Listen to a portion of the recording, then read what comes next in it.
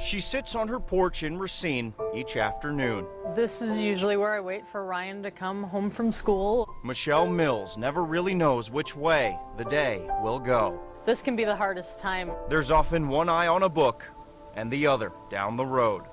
But Mills concentrates on neither reading nor seeing, just hoping for a good day.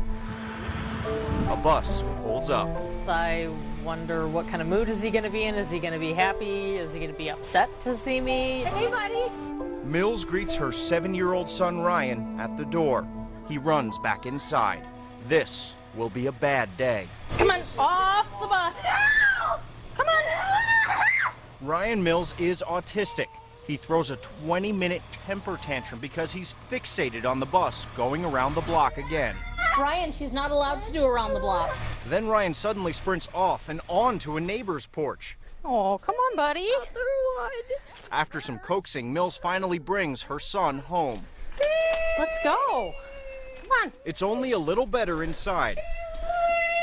What would make you feel better? Mills says most days are not this hectic. Come here, come give me that. What's the matter? Still, the bad ones are becoming more frequent. It can just seem like a very dark hole. It can seem like something you're never going to get back out of. You could say the Mills family needs a break. Tell me what you want.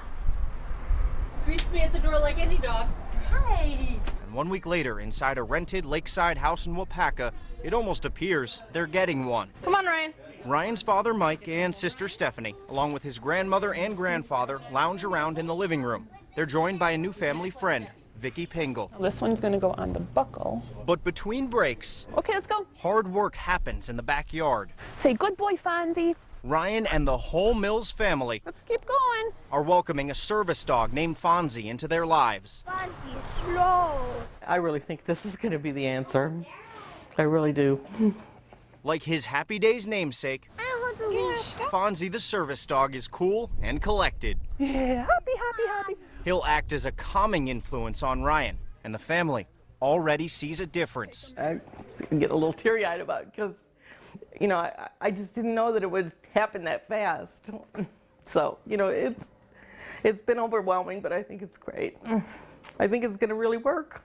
Already we're seeing some nice behavior improvements just with having the dog present. Okay, let's grab a hold of Fonzie, okay? They owe that presence to Pingle. Practice. She trains Fonzie Hi, baby. Come on. and other service dogs Let me see. Come here. at her nearby Pine River facility, Compassionate Paws. I go to the ends of the world for these kids. She's spending a week helping Fonzie and Ryan connect. To see them, go through the bad times and then be able to bounce back, because of an animal. That makes everything worthwhile. But placing Fonzie with Ryan almost didn't happen. While he was being trained in this very pen, someone snuck onto the property and attacked him along with 2 other dogs. Fonzie was the only one to survive. I physically picked Fonzie up. I thought he was dead. The attacks included 2 stabbings and a strangling more than a year ago. Basically, over the course of 1 week, we ended up losing 2 of them, and Fonzie survived. Good babies. Pingle moved all the dogs to a safe place and stopped training. The car, the dog. Yeah, we're going to take the car to the dog soon. That's when we first met Ryan. First of all, who would hurt an animal, but even more so at a professional facility where they're being trained to work with autistic children. The Mills were among the families praying the attacks would stop and Pingle would find the strength to resume training. Good boy.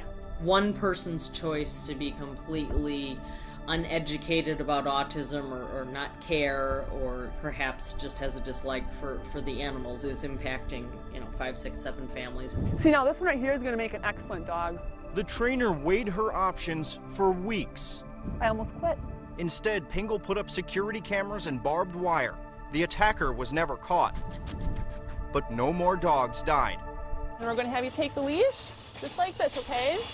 Pingle never looked back, Should we grab a cart? making this moment possible. Can you do Fonzie's please? Yes. Okay, Fonzie, let's go. Pingle teaches Michelle how Fonzie can help guide Ryan through a difficult situation they often encounter at home. The grocery store is probably one of the worst for me. So, and to the point where we usually try not to take him if we don't have to. Michelle, Vicky, and Fonzie smoothly steer Ryan Good boys. up and down the aisles.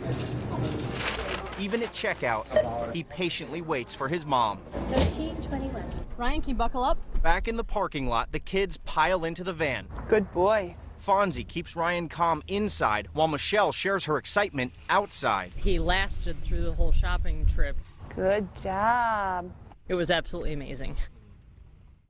What you doing? She sits on her porch each afternoon. Yeah, you waiting for Ryan? 1 month later, Mills has one eye on a dog named Fonzie, and the other still down the road. A bus pulls up.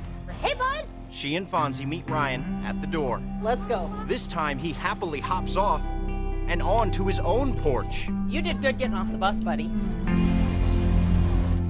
Oh, you want to go on the swing? Later, at a nearby park, Mills explains how life is already so much better. He's actually expressed to me in his own way that he feels safer and he feels calmer when we're out away from home and out in public.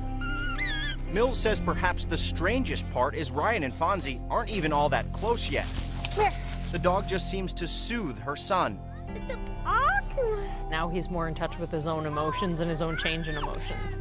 Ryan may not ever fully comprehend how close he came to losing his furry friend before they even met.